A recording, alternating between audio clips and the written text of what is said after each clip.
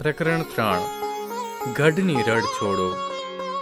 ભાનુકુમાર ત્રિવેદી એક એવું નામ છે જેની કલમમાં માત્ર શબ્દો નહીં પણ દેશ પ્રેમ અને ચિંતા વહે છે. તેમના લેખ ગઢની રડ છોડોમાં રાજવી ઇતિહાસની પૃષ્ઠભૂમિ પર એક દેશભક્ત રાજાનું ચિત્રણ કર્યું છે. આ વાર્તા માત્ર રાજાશાહી સમયની વાત નથી, પણ એક એવી ભાવના છે જે આજે પણ દરેકને સંસારવી શકે કે સાચી નેતૃત્વ શક્તિ માત્ર સિંહાસન પર બેઠેલી નથી હોતી, પણ તે જાગૃત છે, ચિંતિત છે અને લોકહિત માટે સદાય સજાગ છે. કાજલ ઘેરી મીઠડી મધરાત સમસમ કરતી વહી રહી છે. પહેલા આણાની પરણેતરના પગના ઝાંઝરની ઝીણી ઝીણી ઘૂઘરીઓની જેમ લયબદ્ધ રણકી રહેલા તમરાના અવાજ એ રાતને વધારે શણગારી રહ્યા છે. કાળા ભમ્મર આભની તારલિયા મઢી ઓઢણી તો જાણે અસલ જામનગરી બાંધણીની છાપ ઉપસાવી રહી છે. બનાસની ધરતીના આથમણા છેડે રણની કાંધી પર વાવનગર વસેલું છે. હાલ તો તેની ઉપર નિદ્રા રાણીનો ભારે પ્રભાવ વર્તાઈ રહ્યો છે, પણ વાવના રાણા વજયસંઘજીની આંખમાં જરાય નિંદર નથી. એ વારંવાર પડખા બદલે છે, ઊભા થાય છે, તરસ લાગ્યા વિના પાણી પીએ છે. વળી રંગમહેલના ઝરૂકેથી દૂર દૂર દેખાતી વાવનગરની સીમ માથે નજરું માંડ્યા કરે છે. કચ્છના રણની કાંધે આવેલો આયવરુડી માં નડેશ્વરીનો આ વિસ્તાર છે. એવા આ પંથકના રાજમથક વાવનગરીના રાણા વજયસંઘજી અંધારી રાતમાં દૂર સુદૂર કોઈ મશાલ સળગતી દેખાય તો પણ ઝીણી આંખે શું હશે એ પારખવા મથે છે. પોતે તો પ્રબળ શૌર્યના સ્વામી એટલે આ એમનો વ્યક્તિગત ડર કે ગભરાટ નથી. રાજા તરીકે પોતાના સંતાન સમ વહાલી વાવની પ્રજાની સલામતી માટેનો ઉચાટ અવશ્ય છે. એમાંય વાવના સીમાડે ખેતરમાં બનેલી આજની ઘટના એમની ઊંઘ ઉડાડવા પૂરતી છે. પાડોશી રાજના સેવકો અને સિપાઈડા ખેડૂતો પાસે વેરો લેવા આવી ગયા. એક ખેડૂતને બંદી બનાવવા પ્રયત્ન કર્યો, પણ આસપાસના ખેતરોમાં ગાયો ભેંસો માટે 4 મૂળો વાટતી 4 મહિલાઓ પોતાના ધારદાર દાતરડા ઉગામી ખેડૂતની વારે ચઢી અને પેલાઓને ભગાડી દીધા. રાણાને ખબર મળી તો કારભારી સાથે ત્યાં પહોંચ્યા.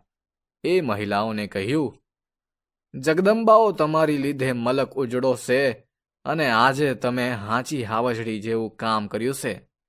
કારભારીને કહી આ દેવીઓને સોનાની એક એક વીંટી પણ અપાવી. પોતાના રાજની પ્રજાની આંખ ઉમારીની સાથે સાથે એમના ભાયાતો અને જાગીરદારોએ આપેલો પાકો વિશ્વાસ પણ એમને યાદ છે, અને એ વિશ્વાસને સહારે એ ફરી નિંદર ભેળા થાય છે. બીજા દીની સવારે ભગવાન સૂરજનારાયણના કુમળા કિરણ રાજગઢની અટારીઓમાં પ્રવેશ કરે છે. એ પહેલા જ રાણાની નિંદર ઉડી ગઈ હતી. પ્રાતઃકર્મથી પરવારીને મહારાજે ચાકરો મારફતે પોતાના ભાયાતો, જાગીરદારો, સામંતો, ઠાકોરો, દરબારોને ડાયરાનો બોલાવો મોકલ્યો. બપોરના આરામ બાદ ઢળતી બપોરે સૌને બોલાવી લીધા છે. રાજવહીવટ, લોકચર્ચા વગેરે વાતોનો દોર પૂરો થયો ત્યાં તો વાવરાણો આ સઘળા ભરચક ડાયરા વચાળે એક વાત મૂકે છે. ભાઈઓ, આપણા વાવના રાજ માથે કોઈ મોટી આફત નથી, પણ રાણાની આ પણથી અટકેલી વાત દરેકના કાળજે વાગી હોય તેમ લાગે છે. બધાના કાન સરવા થાય છે એટલે રાણા વાત આગળ વધારે છે. આપણી પાડોશમાં આવેલા રજવાડા આપણને નિરાંત કરવા દે એમ નથી. રોજ રોજ સીમાડેથી કાંક ને કાંક માઠી વાતો આવતી રહેશે. અમને તમારા બધા ઉપર પૂરો ભરોસો છે. આ હંધુએ ઠીક, તોય આપણે જાણે કે એમના દાબમાં રહેવું પડતું હોય એમ લાગે છે. મને મારી ચંત્યા નથી, પણ રાજની પ્રજાની ચંત્યા તો કરવી જ પડે ને. પડોશના રજવાડાને આપણા આબરૂ, મોભો અને માન ખૂંચે છે, એનું કાંઈ થાય? ઘડીભર સભામાં ચૂપકી દી છવાઈ ગઈ. થોડાક ગણગણાટ પછી તો ગરાસદાર ઠાકોરો, ચૌહાણ, સોલંકી, વેંજિયા વગેરે રાજપૂતોએ આ વાતને સાવ હળવાશથી લેતા કહ્યું કે બાપુ, ઈ વાતે જરાય ગભરાવા કે મૂંઝાવા જેવું નથી હો.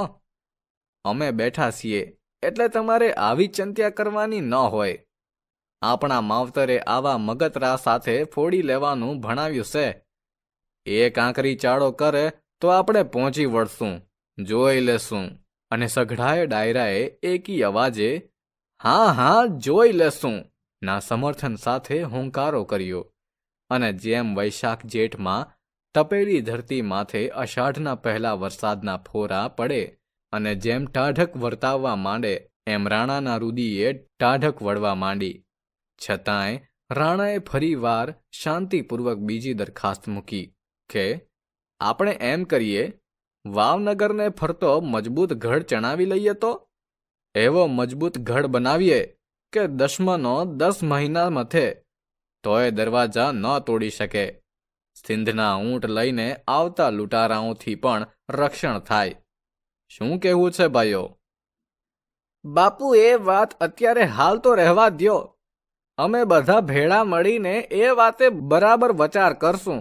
પછી ગઢ ચેવો બનાવવો એ આપને જણાવું. ચિંતા ન રાખતા. આટલું સાંભળીને રાણાએ સારું ત્યારે કહી સઘળા ડાયરાને ભાવભેર વિદાય આપી અને ડાયરો વિખેરાયો. ત્યાં રાણો જાણે હળવો ફૂલ હતો. એ વાતને 1 અઠવાડિયું વીતી ગયું. રાણાનો ઉચાટ તો ઓગળી ગયો હતો, છતાંય એને ગઢનું શું થયું ની ચિંતા તો સેવી જ. આ વાતની જાણ દરબારીઓને થતાં બધાએ ફરી ભેગા થઈ રાણાને કહેવરાવ્યું કે મહારાજ, આવતી પૂનમે ઢીમામાં શામળિયાનો મેળો ભરાય. એ દિવસે દી આથમતા તમારો ગઢ તૈયાર હશે.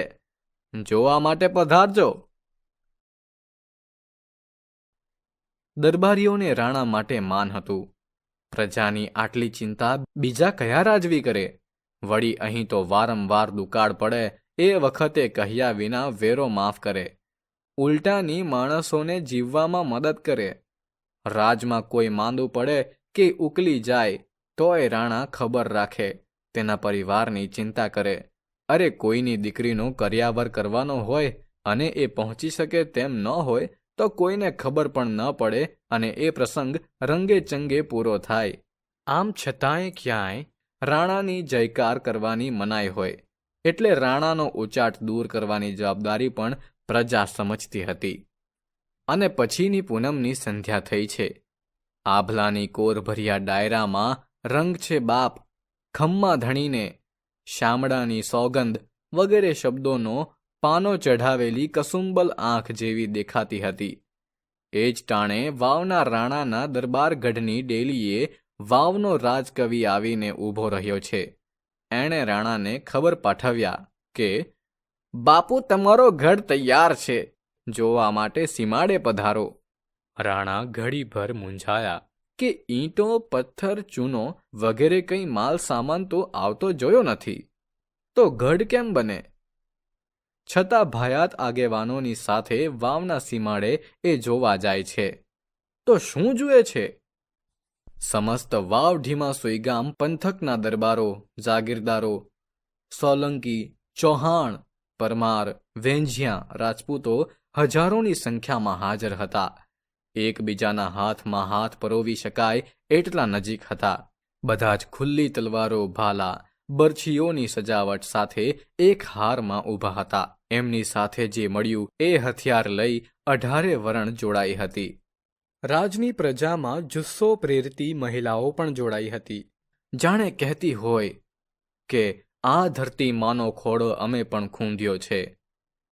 રાણો કંઈ વિચારે એ પહેલા એ કતારમાં ઊભેલા સઘળા શૂરવીરોએ રાણાને પૂછ્યું, બાપુ, શું તમને આ જીવતા ગઢ ઉપર ભરોસો નથી? તો એ માટી, કાંકરા અને ઈંટનો ગઢ તમારે ચમ બનાવવો છે? આ કતારમાં રેલો એક એક વીર હો જણને પૂરો પડે તેમ છે. અમારી લાશો ઉપર થઈને કોઈ રજવાડું તો શું એક ચકલું એ વાવમાં પગ નહીં મૂકી શકે. પછી તમારે ચણતરનો ગઢ શું કરવો છે? અને પછી તો ઢીમા ધણી કાળિયા ઠાકર શામળિયાનો જય જયકાર આભમાં પહોંચ્યો.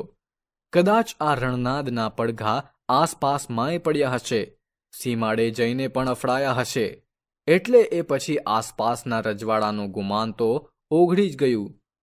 આ ખુમારીની વાત સાંભળનારા અટકચાળો કરવાનું ભૂલી જ ગયા. તેથી તો વાવના રાજકવિ કાનબાપુએ સ્થળ ઉપર જ ગઢમાં માટી ને ગઢમાં કાંકરા રે લોલ, ગઢરાણા ના લોપાઈ જશે લાજ રે, ગઢની રઢ છોડી રૂડા રાજવી રે લોલ, અને વાવનો રાણો ગદગર. આજે પણ આ ગીતના શબ્દો કર્ણોપકર્ણ સચવાયા છે અને વાવની જનતાને પોરસાવે છે. ગઢની રઢ છોડો એક રાષ્ટ્રપ્રેમ, શૌર્ય અને એકતાની ભાવનાથી ઓતપ્રોત કૃતિ છે. આ વાર્તા વાવના રાણા વજેસંઘજી અને તેમની પ્રજાની જીવંત ગાથા કહે છે, જ્યાં શત્રુ સામે લડવા માટે લોખંડના નહીં પરંતુ લોકોના હૃદયના ગઢ ઊભા થાય છે. વાસ્તવિક ગઢને બદલે લોકો પોતે જ ગઢ બની જાય છે. એ છે વાવની આત્મશક્તિ અને શૌર્યનું પ્રતિબિંબ.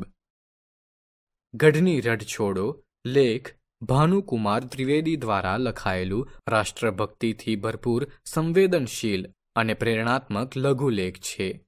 આ લેખમાં રાજપદે હોવા છતાં એક સાચા નેતા તરીકે રાણા વજેસંઘજીના નૈતિક વારસાની સુંદર રજૂઆત છે. રાત્રિના શાંત વાતાવરણમાં પ્રજા માટે ચિંતા કરતા રાજાની આંતરિક વ્યથા લેખકે ખૂબ ભાવનાત્મક ભાષામાં દર્શાવી છે. સમગ્ર લેખમાં રાણા અને તેની પ્રજાની વતન પ્રેમ ભીની લાગણીઓ, એકતા, નિષ્ઠા અને સમાજ માટેની જવાબદારીનો સંદેશ ઝળહળતો જોવા મળે છે.